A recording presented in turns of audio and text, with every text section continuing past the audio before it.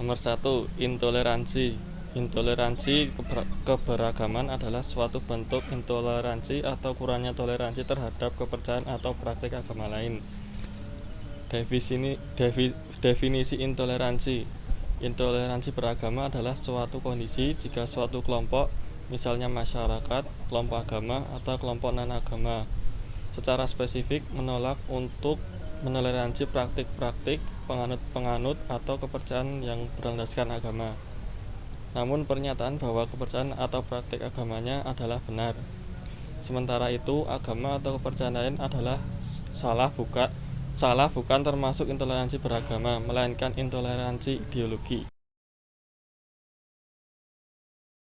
Selanjutnya, kelompok kami akan menjelaskan intoleransi terhadap nilai-nilai Pancasila.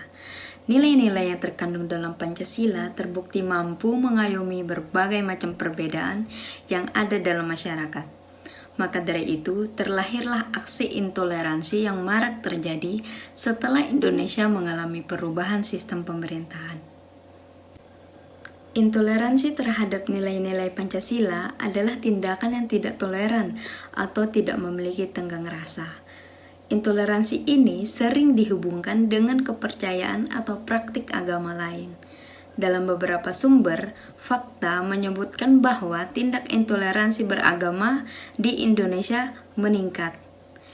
Intoleransi ini sesungguhnya merupakan buah dari kelalaian anak bangsa untuk menjaga nilai Pancasila.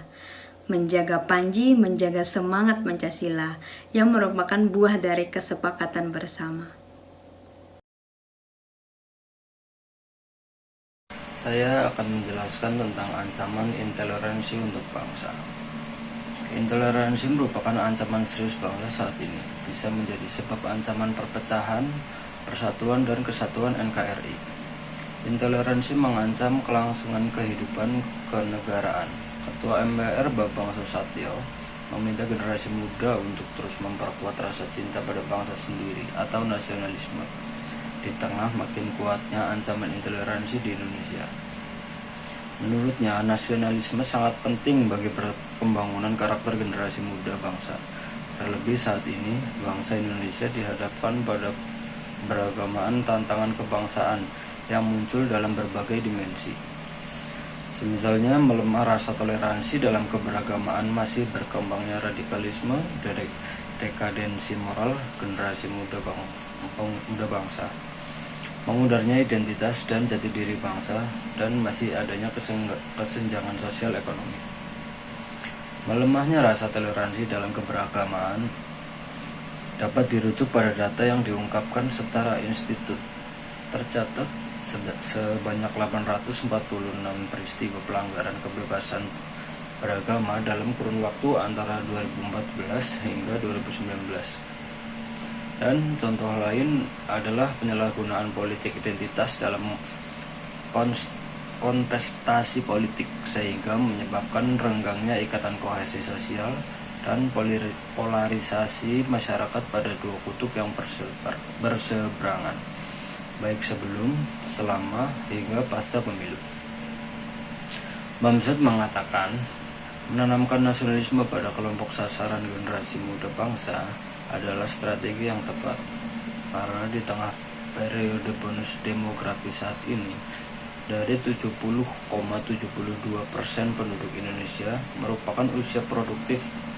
Hampir 69% atau sekitar 131,6 juta jiwa adalah sumber daya manusia potensial yang berusia antara 15 hingga 44 tahun.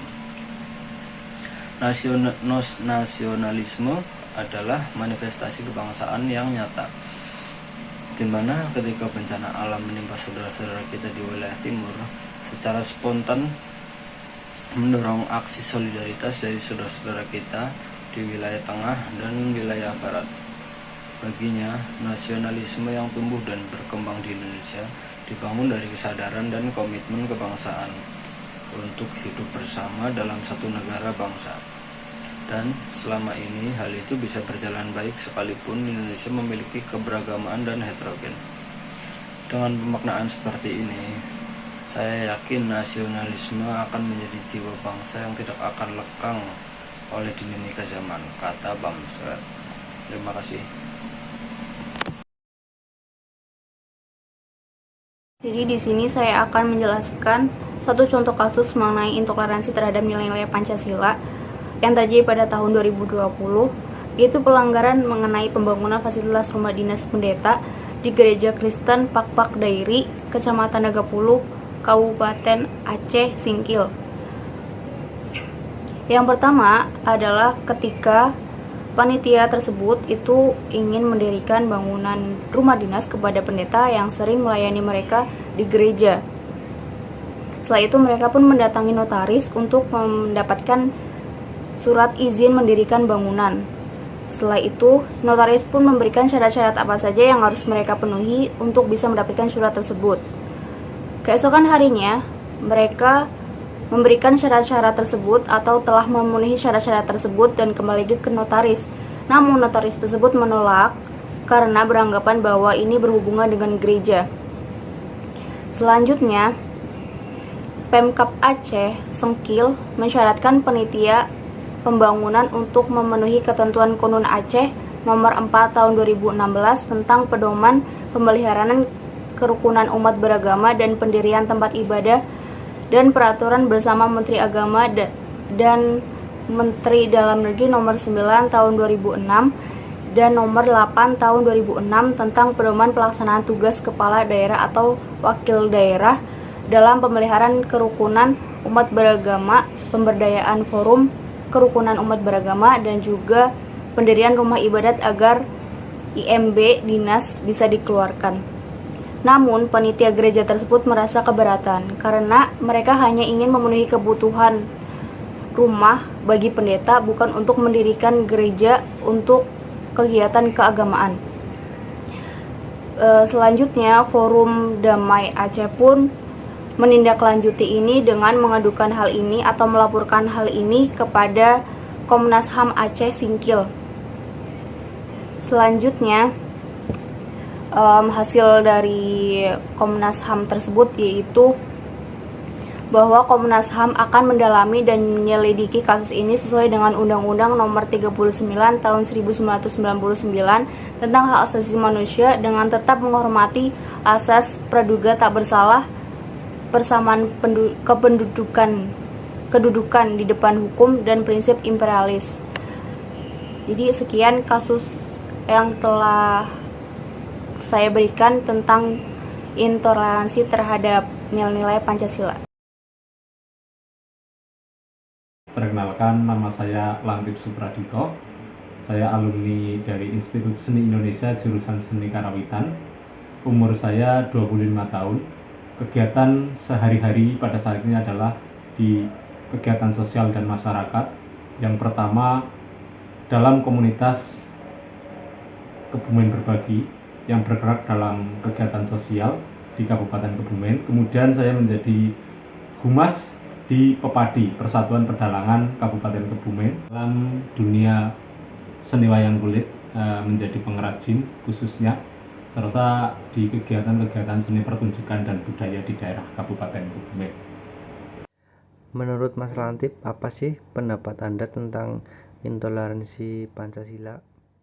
Toleransi merupakan suatu sikap yang sangat disayangkan. Sikap tersebut tidak mempercayai, abai, dan juga tidak menghargai nilai-nilai toleransi yang pada dasarnya diambil dari Pancasila atau dasar negara kita. Ya, menurut saudara Mas Lantip, kenapa sih bisa terjadinya intoleransi Pancasila? Di antaranya karena merasa dirinya paling benar, tidak menghargai adanya perbedaan, serta minimnya, kurangnya komunikasi dan interaksi sosial terhadap sesama. Menurut pendapat Mas Lantip, apakah penting bagi generasi muda untuk mencegah terjadinya intoleransi Pancasila? Tentu penting sekali, karena anak muda saat ini menjadi penyangga dan penentu nasib bangsa NKRI di masa akan datang. Bagaimana sih caranya generasi muda seperti kita dapat mencegah intoleransi Pancasila? Jadi, untuk mencegah terjadinya intoleransi Pancasila dalam generasi muda seperti kita, yaitu menghargai perbedaan di lingkungan pertemanan, baik warna kulit, agama, pendapat, pikiran, ataupun perasaan. Tidak merasa paling benar sendiri karena di atas langit masih ada langit. Selalu menjunjung nilai-nilai kekompakan dan kerjasama. Dan yang paling utama, menghafalkan dan mengamalkan Pancasila dari tiap silanya. Mungkin itu pendapat dan pemikiran saya. Sekian dan terima kasih.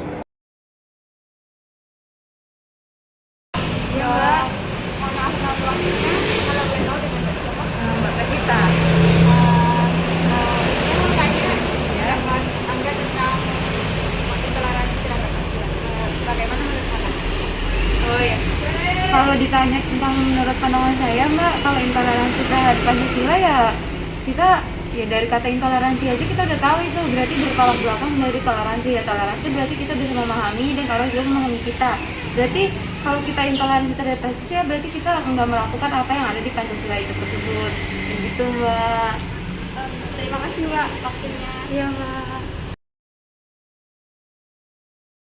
Saya akan menjelaskan tentang pencegahan intoleransi dengan beberapa upaya-upaya sebagai berikut. Yang pertama, melakukan pembinaan dan pengawasan dalam rangka mewujudkan kebebasan beragama dan beribadat menurut agama dan keyakinannya, memilih pendidikan dan pengajarannya, memilih pekerjaan dan tempat tinggalnya.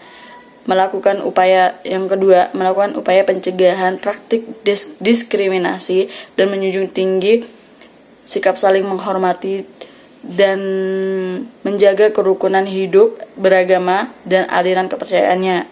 Ketiga, meningkatkan efektivitas pencegahan potensi intoleransi atau potensi konflik sosial secara terpadu sesuai tugas, fungsi, kewenangan, dan masing-masing berdasarkan peraturan perundang-undangan. Mengambil langkah-langkah cepat, tepat, tegas, dan proporsional berdasarkan peraturan perundang-undangan dan menghormati nilai-nilai hak asasi manusia untuk menghentikan secara bentuk tindak kekerasan akibat intoleran atau konflik sosial. Keempat, menyelesaikan berbagai permasalahan yang disebabkan oleh suku, agama, ras, antar golongan, atau sara dan politik yang timbul dalam masyarakat dengan menguraikan dan menuntaskan akar masalahnya. Yang kelima, berbijaklah dalam bersosial media. Terima kasih. Jadi dapat disimpulkan bahwa nilai-nilai yang terkandung dalam Pancasila terbukti mampu mengayomi berbagai macam perbedaan yang ada dalam masyarakat. Namun aksi toleransi yang marak terjadi setelah Indonesia mengalami perubahan sistem pemerintahan menunjukkan tantangan yang harus dihadapi oleh pemerintah untuk mempertahankan Pancasila. Tujuan melakukan penelitiannya adalah untuk mengetahui bagaimana penyebab timbulnya sikap toleransi antar umat beragama di Indonesia dan bagaimana fungsi pemerintah dan masyarakat dalam menyelesaikan kekerasan dan diskriminasi terhadap sikap toleransi antar umat beragama di Indonesia guna mengimplementasikan Pancasila, di mana pemerintah melakukan sosialisasi terhadap masyarakat mengenai aturan-aturan yang menjadi landasan kerukunan antar umat beragama dalam Pancasila Undang-Undang Dasar 1945 dengan dialog dan musyawarah. Maka video ini memaparkan suatu studi kasus secara deskriptif kualitatif terhadap sikap toleransi melalui munculnya radikalisme dan terorisme yang secara nyata dan terjadi di Indonesia. Maka dapat disimpulkan pula penelitian ini menemukan pemikiran-pemikiran dari pendiri bangsa tentang Pancasila guna memberikan pemahaman kepada masyarakat tentang sistem ketahanan nasional, karena Pancasila sebagai dasar negara dan Pancasila sebagai ideologi yang bisa menyatukan keragaman suku, etnis, agama, budaya, bahasa untuk kesatuan bangsa. Jadi kurangnya intoleransi dalam ranah sosial akan berdampak serius dalam keharmonisan hidup antar sesama karena akan menimbulkan sikap tidak menghargai yang lain. Kemajemukan yang sudah dipersiapkan Tuhan seharusnya dibarengi dengan sikap dan tindakan yang menjunjung tinggi pluralitas atas prinsip persamaan, kesetaraan, dan keadilan. Dari tindakan inilah maka banyak kelompok-kelompok yang hampir sama, yang sejenis, yang tersebar di banyak tempat. Mereka melakukan tindakan intoleransi bukan hanya kepada yang berbeda agama, tetapi kemudian yang berbeda pandangan ke mereka. Orang-orang yang mereka anggap sesat, kelompok kafir, komunis, LGBT yang akan menjadi sasaran mereka. Dari fenomena-fenomena tersebut, setidaknya dapat dijadikan vonis awal bahwa sampai saat ini kesadaran pluralitas dalam beragama belum menyentuh sisi kesadaran paling dalam pada diri para pemeluk agama. Artinya bahwa slogan-slogan yang mengajarkan cinta dan kasih serta perdamaian tidak menyukai tindak kejahatan dalam bentuk apapun berarti hanyalah omong kosong. Dalam konteks masyarakat Indonesia yang pluralistik, baik agama, ras, etnis, tradisi, budaya, dan lain-lain adalah sangat rentan terhadap timbulnya perpecahan konflik sosial. Dengan kata lain, agama dalam masyarakat majemuk dapat menjadi sebuah pemersatu, dapat pula menjadi sebagai pemecah. Baik, sekian dari saya. Kurang dan lebihnya mohon dimaafkan. Terima kasih. Assalamualaikum warahmatullahi wabarakatuh.